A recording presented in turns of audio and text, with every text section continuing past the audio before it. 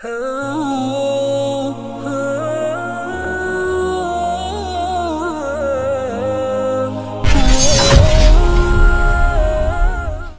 ایمان کس کو کہتے ہیں، مؤمنون کون؟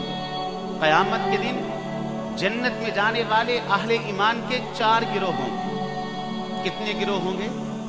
4 گروہ ہوں گے اہل ایمان کے، جن کو اللہ تعالیٰ جنت میں داخل کریں گے۔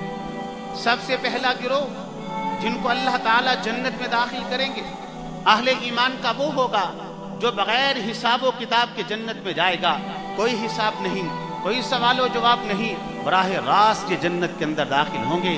یہ وہ ہوں گے جو کامل ایمان والے ہیں۔ اللہ تعالیٰ مجھے بھی اور آپ کو بھی ان لوگوں میں شامل فرما لے۔ جنت میں جانے والے اہل ایمان کا دوسرا گروہ وہ ہوگا جب ان کے اعمال کو تولا جائے گا تو ان کی نیکیاں گناہوں سے زیادہ ہوں گی، بالآخر یہ گروہ بھی جنت میں جائے گا۔ تیسرا گروہ اہل ایمان کا جنت میں جانے والا وہ ہوگا کہ جب ان کے اعمال کو تولا جائے گا تو ان کی نیکیاں اور گناہ دونوں برابر ہوں گے، جن کو اصحاب الاعراف کہا جاتا ہے، جن کے نام کی مستقل سورہ مبارکہ قرآن مجید کے اندر موجود ہے، جس کا نام ہے الاعراف۔ بالآخر یہ گروہ بھی جنت میں جائے گا۔ آخری گروہ، چوتھا گروہ جنت میں جانے والا وہ ہوگا اہل ایمان کا کہ جن کو اللہ تعالیٰ جہنم سے نکال کے جنت میں داخل کرے۔ پھر جہنم کے اندر بھی ایمان والوں کے گروہ ہے۔